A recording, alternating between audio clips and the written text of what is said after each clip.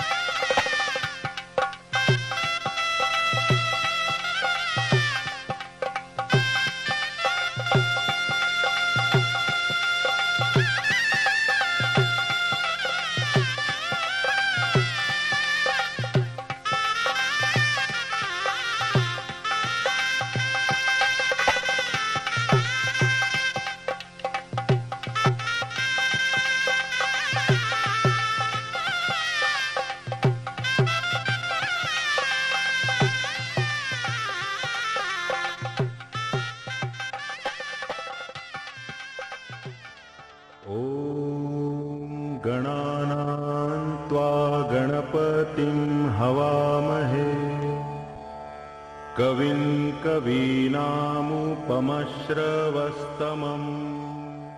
खर तर दोन्ही बाजूकडच्या नातेवाईकांची परस्परात ओळख करून देण्यासाठी हा विधी असावा. एक प्रकारे भेटीगाठींचाच हा कार्यक्रम. ॐ यज्ञेन यज्ञमयजन्त देवास्तानि धर्माणि प्रथमान्यासन् ते हनाकं महिमानः सचन् साध्या सन्ति देवाः.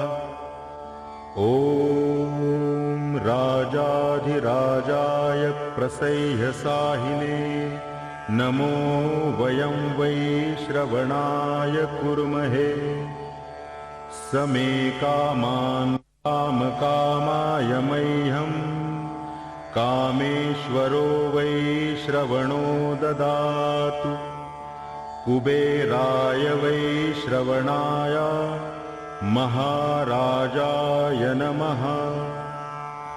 ॐ स्वस्ति साम्राज्यं भोज्यं स्वाराज्यं वैराज्यं पारमेष्ठ्यं राज्यं महाराज्यमाधिपत्यमयं समन्तपर्यायी स्यात् सार्वभौमः सार्वायुष आन्तादापरार्धात्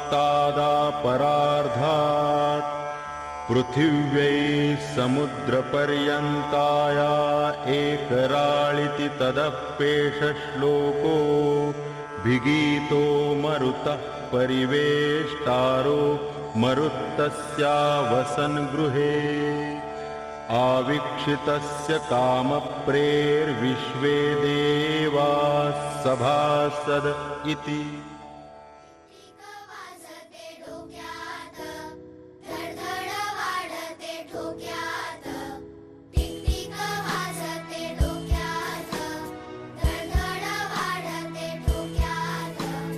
कभी जमी कधी नभी संपते अंतर झोक्यात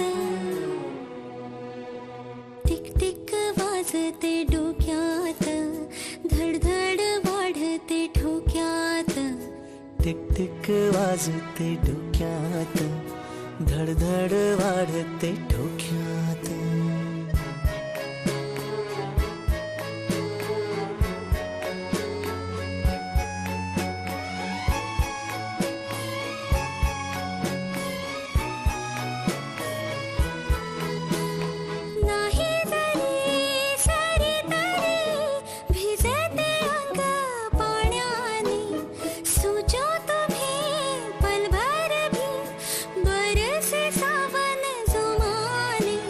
शिंपल्यांचे शोपीस नको जीव अडकला मोत्यात.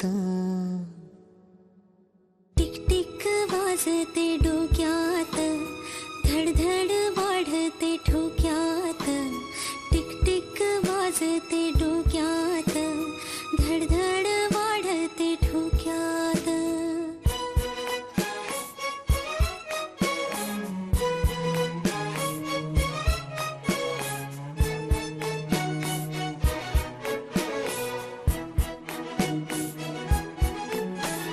सुर ही तू ताल ही तू रूठे जो चांद वो नूर है तू. आंसू ही तू हसू ही तू ओढ मनाची निहुरहुर तू. रोज नवे भास तुझे वाढते अंतर श्वासात टिक टिक वाजते डोक्यात धडधड वाढते ठोक्यात. सूरनिरागस हो गणपती सूरनिरागस हो. शुभनयना करुणामय गौरी हर श्री वरद विनायक. शुभनयना करुणामय गौरी हर श्री वरद विनायक ओंकार गणपती ओंकार गणपती अधिपती सुखपती छंदपती गंधपती लीन निरंतर हो लीन निरंतर हो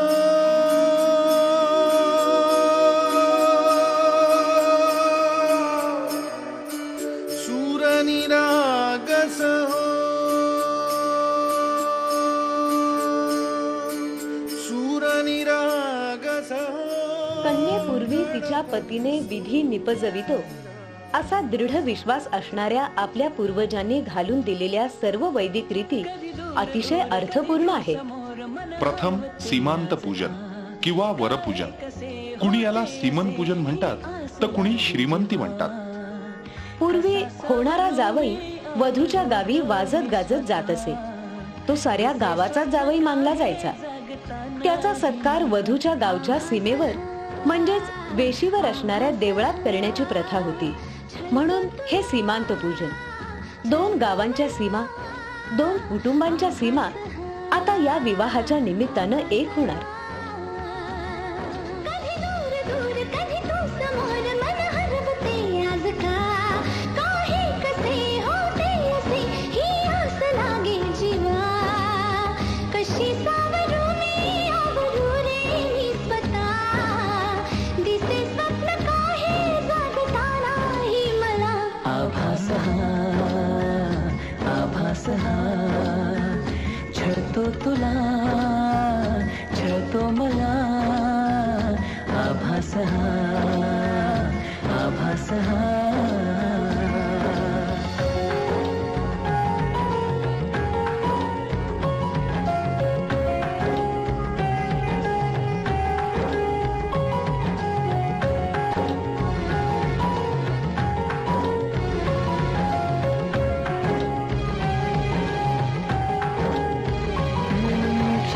सारे उधाण वारे झुळक होऊन जाते कधी दूर तूही कधी जवळ वाटे पण काहीच नाही हाती मी अशीच हसते उगीच लाजते पुन्हा तुला आठवते मग मी डोळे तुला पाहते तुझ्याच साठी सजते तू नसताना असल्याचा खेळ हा दिसे स्वप्न काही जागताना ही मला आभास हा छळतो तुला छळतो मला आभास हा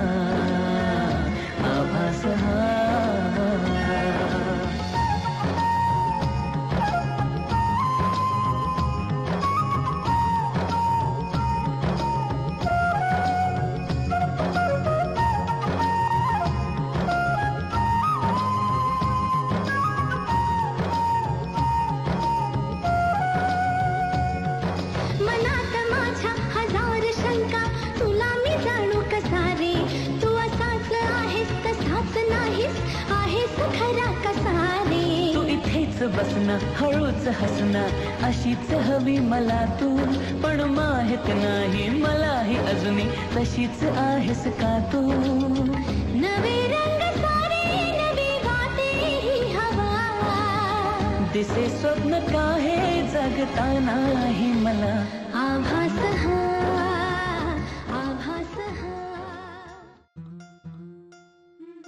यानंतर वांगनिष्ठे म्हणजे तुमची मुलगी करून घेणार असा शब्द सासरे बुवांनी देणं. देव, ब्राह्मण आणि अग्नी या तिघांच्या साक्षीनं वधूला आपली म्हणणं म्हणजेच हा वांगनिश्चय. त्याचं प्रतीक म्हणून वधूला फुलांनी नटवतात. तिला नवीन वस्त्र देतात. फुलं, वस्त्र, अग्नी, पाणी, अक्षतांच्या रूपानं धान्य, दक्षिणेच्या रूपानं संपत्ती या आपल्या हिंदू धर्माच्या विधींमध्ये आढळणाऱ्या प्रतिकात्मक वस्तू. साऱ्या विधींना त्यांच्या रूपानं जणू पंचमहाभूतांचंच अभय असतं. सजली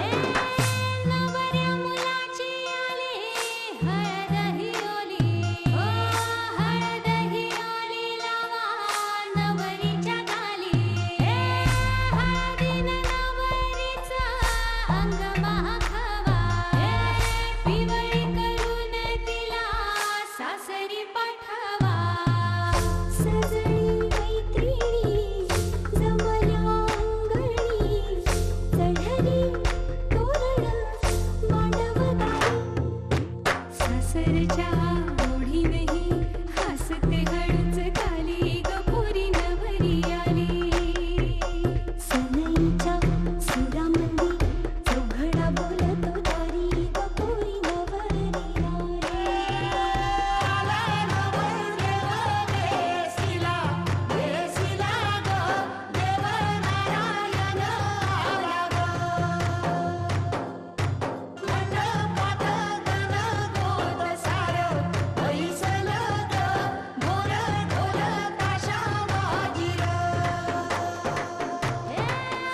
सासरी मिळू दे तुला माहेराची माया माहेराच्या माये संग सुखाची गछाया भरून आला डोळा जोड जीव झाला जड जीव झाला लिक जाय सासरा किन किन कांकन ऋणू झुणू पैंजण सजली नटली नवरी आली आनंदाच्या सरी तुझ्या बरसू दे घरी दारी गपोरी सुखाच्या सरी सनईच्या सुरामंदी चौघडा बोलतो दारी गपोरी नवरी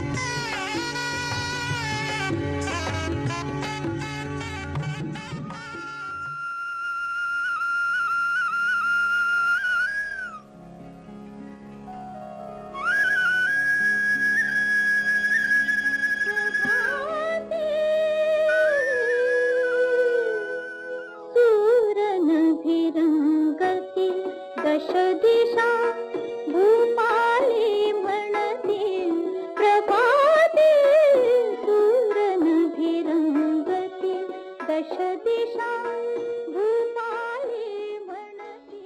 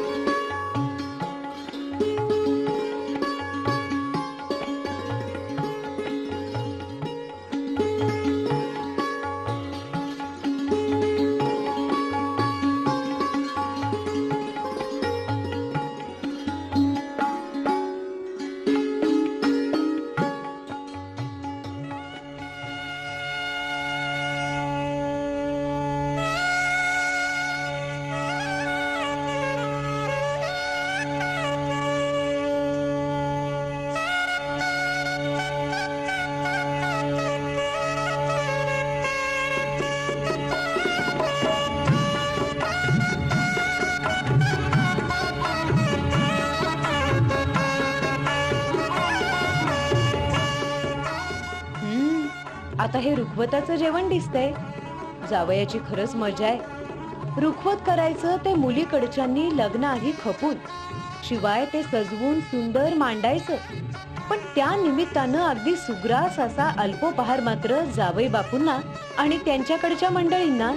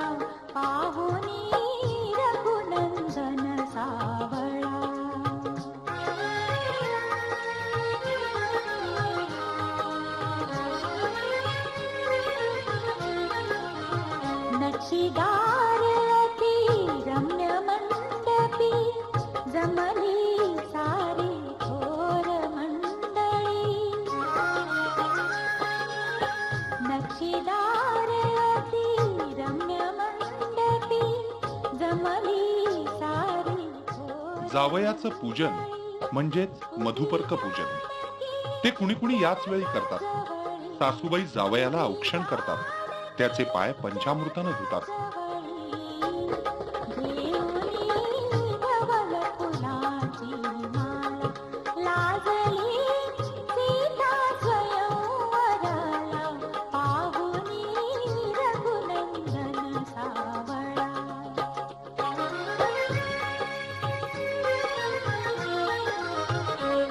रुखवताचा उपहार संपला की जावई बापूंना सन्मानानं बोहल्यावर चढवतात.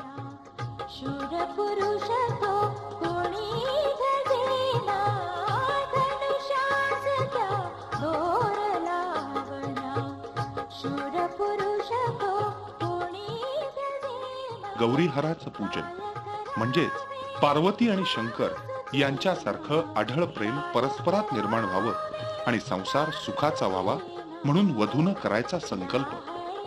पतीशी एकनिष्ठता आणि स्नेह राखणं एवढाचा संकल्प नव्हे, तर संसार आलेल्या प्रत्येकाला मुक्त करण्याचा संकल्प, दारच्या अतिथीलाही विनमुख न पाठवायचा संकल्प, तो मनोभावे करायचा मुहूर्ताची मंगल घटिका येईपर्यंत.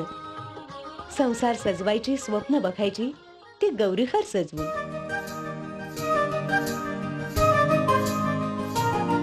मन होई फुलांचे मुलीचे मामा मुलीला आणा. अर्थात मुलीला बोहल्यावर नेण्याचं काम मामाचं. मामानं दिलेलं रेशमी वस्त्र म्हणजेच अष्टपुत्री नेसलेली मुंडावळ्या घातलेली वधू स्वयंवराला निघाली.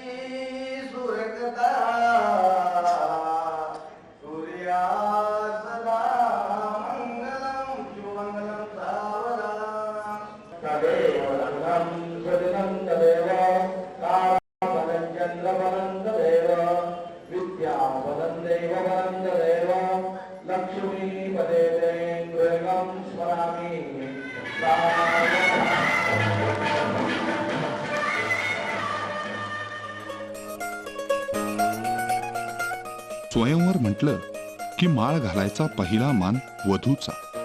वधूनं वराच्या गळ्यात माळ घालून आपली पसंती व्यक्त करायची आणि त्यानंतर वरानं तिच्या गळ्यात माळ घालून तिला पत्नी म्हणून स्वीकारायचं. नवराई माझी लाडाची लाडाची ग, आवड हिला चंद्राची चंद्राची ग. नवराई माझी नवसाची नवसाची ग, अप्सरा जशी इंद्राची इंद्राची ग.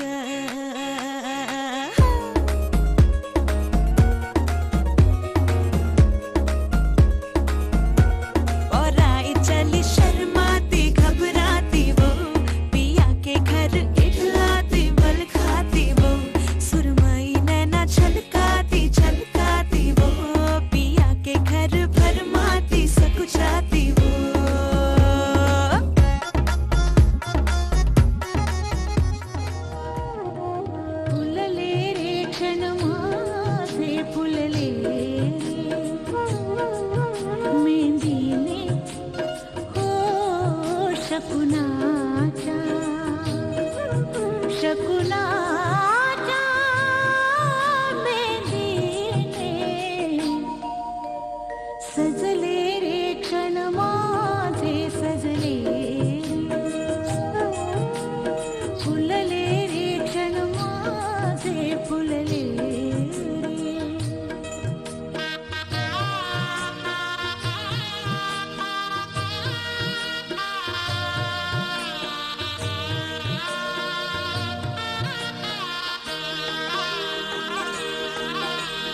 झुळूक वाऱ्याची आली रे लिहून कोवळी सोन फुले, साजण स्पर्शाची जाणीव होऊन भाळले मन खुळे. झुळूक वाऱ्याची आली रे लिहून कोवळी सोन फुले, साजण स्पर्शाची जाणीव होऊन भाळले मन खुळे. या वेडाचे नाच रे भाव बेलो रे मेंदिनी, शकुनाच्या मेंदीने खुलले रे क्षण माझे खुलले रे, फुलले रे क्षण माझे फुलले रे.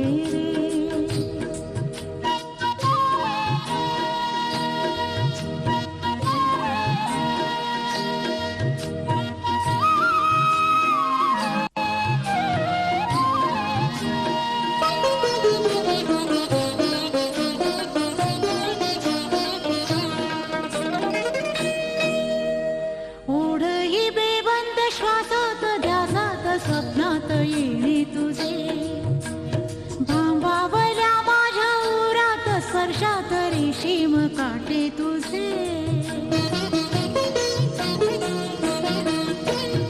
ओढही बेबंद श्वासात ध्यासात स्वप्नात येणे तुझे, भांबावल्या माझ्या उरात स्पर्शात रेशीम काटे तुझे. मन मोराचे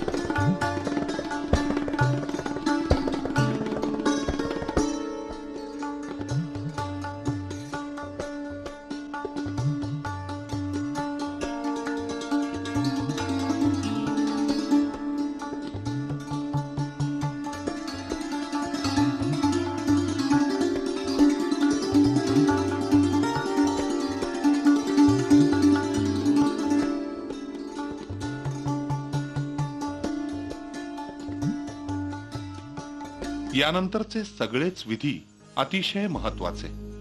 प्रथम कन्यादान. कन्यादाना इतका उदात्त विधी कुठल्याच धर्मात नसेल. कन्यादानाची उदात्तता त्याच्या संकल्पापासूनच सुरू होते. सर्व पितरांना अतिशय आनंद मिळावा, श्रेयाची प्राप्ती व्हावी, ब्रह्मलोकाचा आनंद मिळावा. इतकंच नव्हे तर आधीच्या 12 पिढ्यांचा, नंतरच्या 12 पिढ्यांचा आणि स्वतःचा उद्धार व्हावा असा संकल्प वधूपिता या कन्यादानाच्या निमित्तानं करतो. आपल्या इथं मान्यता पावलेल्या ब्राह्मविधींनी युक्त अशा विवाहात या संस्काराला अतिशय महत्व आहे. वर वधूला लक्ष्मी नारायणाच्या प्रीतीचं प्रतीक मानलं आहे. ती प्रीती लक्षात घेऊन आज पिता आपली लाडकी लेक नारायणा समान जावयाला सुपूर्द करीत आहे. आईचीही संमती आहे. आई उदक सोडते, पसंतीचं, आशीर्वादाचं.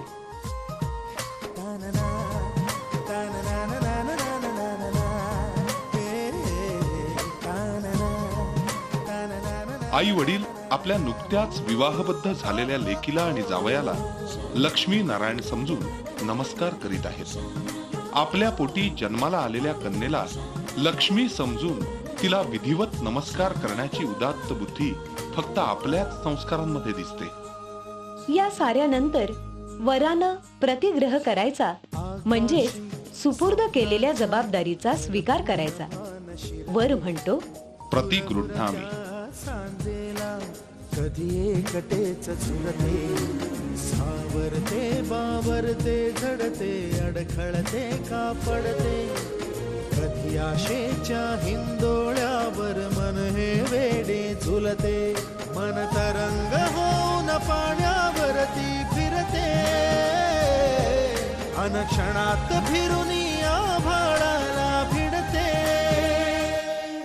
मन उधाण वाऱ्याचे, गुज पावसाचे, का होते बेभान कसे गैवरते.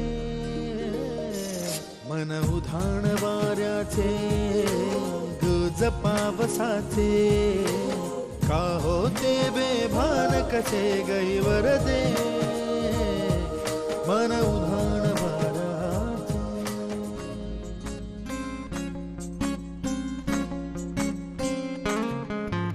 मुक्याने बोलले गीत ते.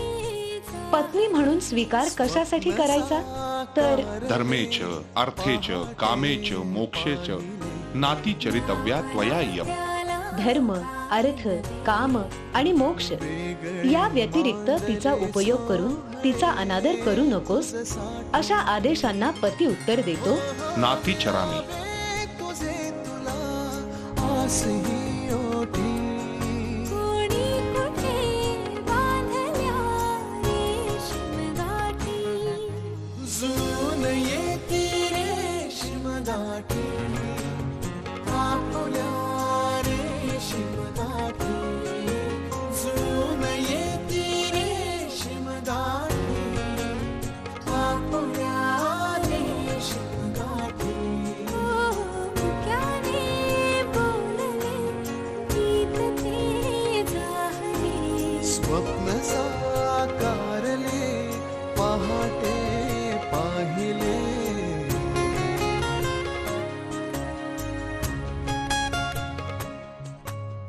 उन्हाचे चांदणे उंबऱ्यात सांडले.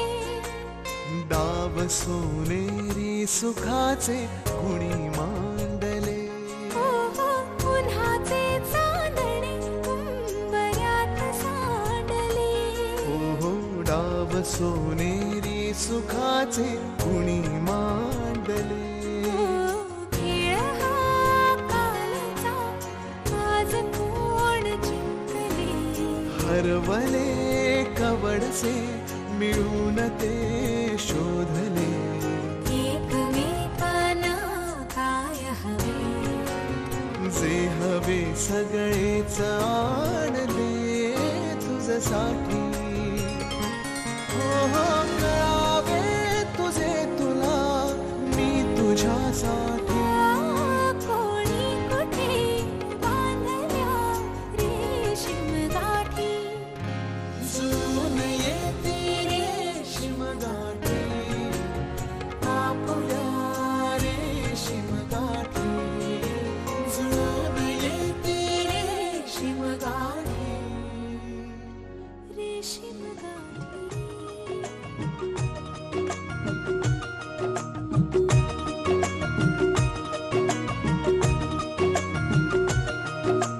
सतरंगी मौसम हो या गम के बादल हो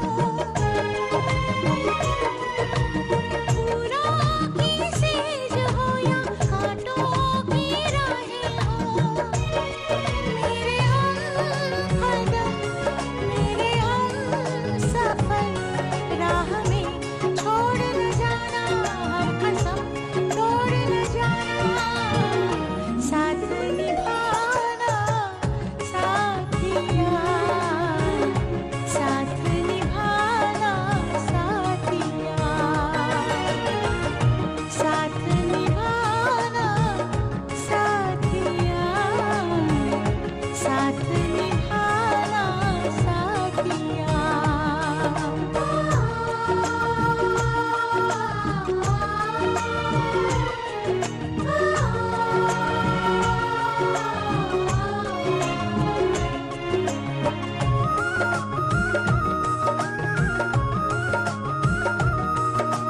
सूरज के संग किरण दीपक संग बाती है सागर के संग लहर कैसे हम साथी हैं. ओ मेरे सनम ओ खुशी या गम ना चुराना हमसे नजर संग रहना उम्र भर साथ निभाना साथिया साथ निभाना साथिया साथ निभाना साथिया साथ निभाना साथिया.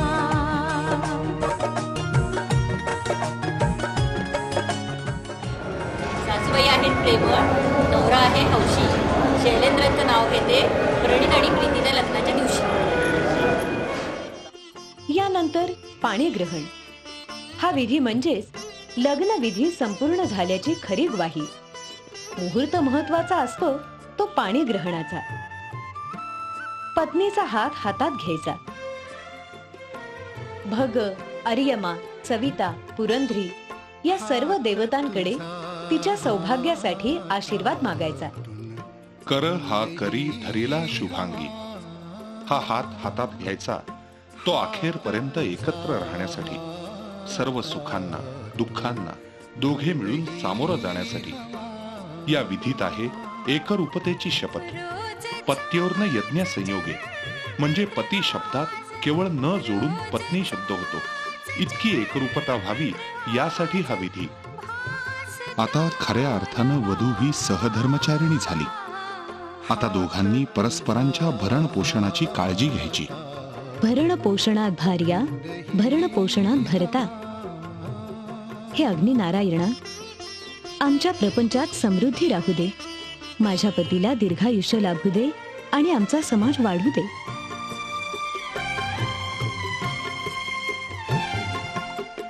रोजचेच हे वारे रोजचेच तारे. रोजचेच हे वारे रोजचेच तारे. भासते परी नवीन विश्व. अग्नी नारायणाला लाह्या हवन करून प्रार्थना करायची समृद्धीची, दीर्घायुष्यासाठी आणि समाजवृद्धीसाठी. लाह्या हे समृद्धीचं प्रतीक. धान्य मात्र चिमूटभर, पण लाह्या मात्र कितीतरी. अशी समृद्धी वाढावी म्हणून अग्निनारायणाला लाह्यांनी हवन करायचं, आणि तेही 3 वेळा. हो, कारण त्रिवार केल्यामुळे त्यात सत्यता येते. धुंद ही हवा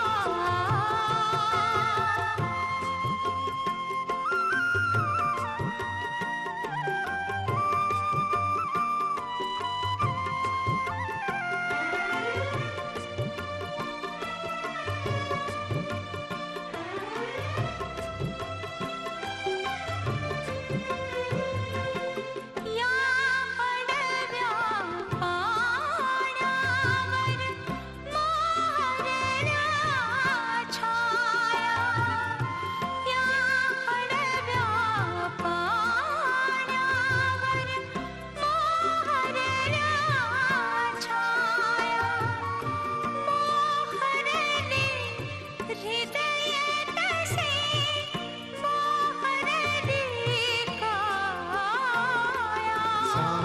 चांदण्यात थर थर तो मधुर गारवा हात तुझा हातातून धुंद ही हवा.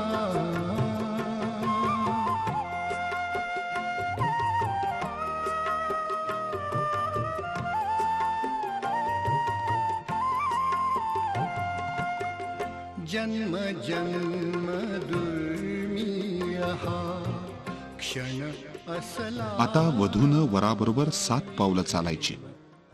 त्याची पत्नी म्हणून, सहधर्मचारिणी म्हणून. संसाराचं प्रत्येक पाऊल उचलायचं आपल्या पतीच्या समृद्धी करता, यशा करता. त्याच्याशी एकरूप होऊन सर्व सुखदुःखांना दोघं मिळून सामोरं जायचं. जन्म जन्मांतरी एकत्र राहण्याची इच्छा बाळगून ही 7 पावलं चालायची. ही संसाराची 7 पावलं म्हणजे एकरूपता, सहकार्य, सहनशीलता, औदार्य, स्नेह, प्रीती आणि समृद्धी. या साऱ्या वाटा इथूनच सुरू होणार. मम हृदये हृदयन्ते अस्तु, मम चित्तम चित्तेनान्विहि. हे सारे मनावरचे संस्कार. शुद्धाम गोत्र कुलादिभिः गुणयुताम. अशी वधू मिळालीये आणि वर आहे बुद्धिमते कन्याम प्रयश्चेत. या आदेशानुसार पसंत केलेला. आता उभयतांनी सुखाचा संसार करावा हाच आशीर्वाद.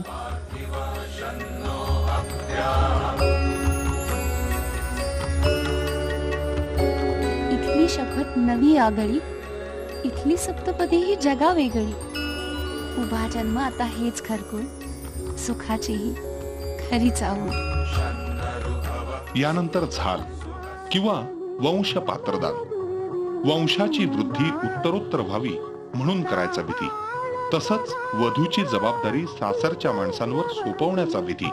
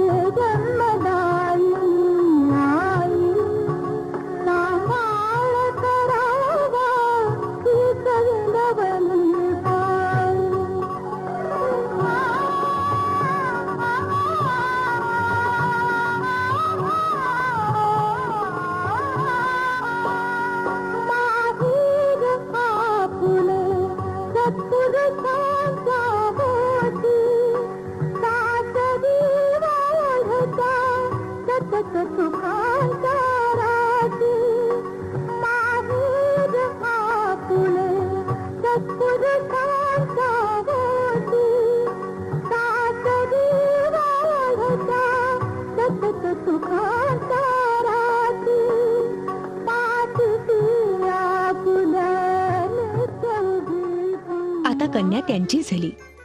आपल्या सुनेचं मुख कौतुकानं बघण्याचा विधी म्हणजे सुनमुख. सुनेला दृष्ट लागू नये म्हणून तिच्यावर सरळ नजर लावायची नाही, तर आधी आरशात तिचं रूप पाहायचं आणि मगच तिला प्रत्यक्ष बघायची. सासूनं सुनेवर आईप्रमाणे माया करण्याची ही सुरुवातच नाही का? लेक सासूबाईंच्याच म्हणजेच विहीणबाईंच्या स्वाधीन करण्यासाठीच तर विहीण म्हणण्याची पद्धत आहे. पाहुनी नवी पहाट जणू जन्मले नव्याने भरता हा मळवट हाती अमृताचा वसा साथ देई माझा सखा त्याच्या कृतार्थ डोळ्यात झुले उंच माझा झोका उंच उंच माझा झोका झुले उंच माझा झोका.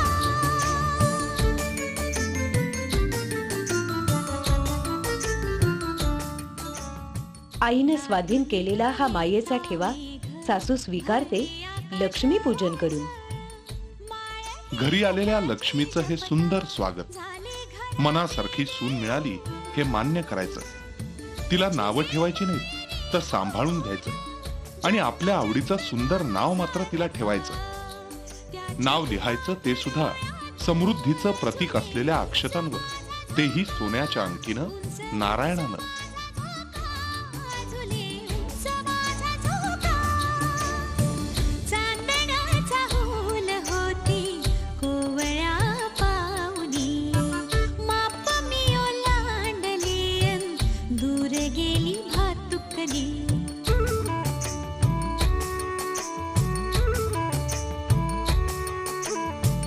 आरतीत देवी माझ्या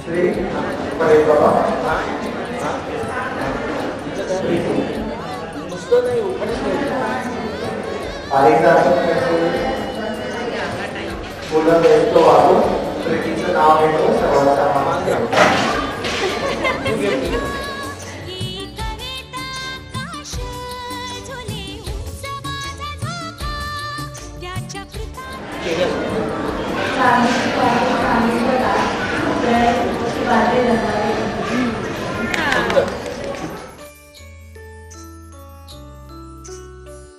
असे आगळे हे नाते ऐकही रमा सांगते बीज हे रुजे अंतरे जगण्याचे फूल होते अशा संसार गाण्याला त्याचा माझा एक ठेका त्याच्या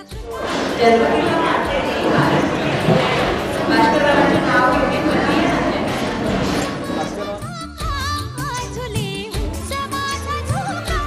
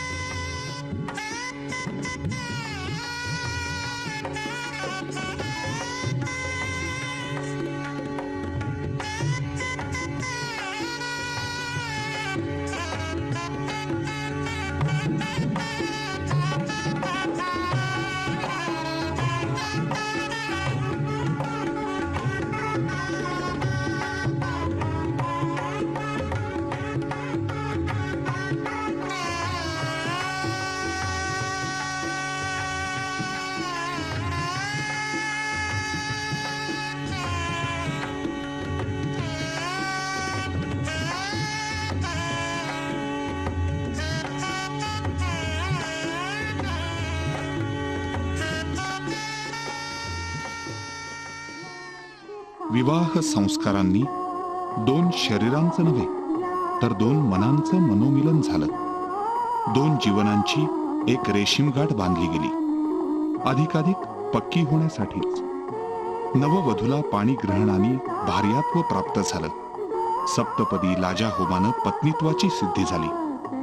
आता तिनं पुढचं पाऊल उचलायचं ते सुप्रजेची माता म्हणूनच. चतुर्विध पुरुषार्थांपैकी 3 पुरुषार्थांच्या प्राप्तीकरता वराला सुयोग्य अशी सहधर्मचारिणी मिळाली आणि त्याच्या पूर्णत्वाची वाटचाल सुरू झाली. आता या उभयतांनी सहजीवन सुखा समाधानाने घालवावं हीच मनीषा. कारण भार्येमुळे भरता संतुष्ट आणि भरत्यामुळे भार्या संतुष्ट आहे असे ज्या कुलात आहे त्या कुळाचे नित्य कल्याण होते असं म्हणून म्हटलं आहे. संतुष्टो भार्यया भर्ता भर्त्रा भार्या तथैव च यस्मिन्नेव कुले नित्यं कल्याणं तत्र वै ध्रुवम्.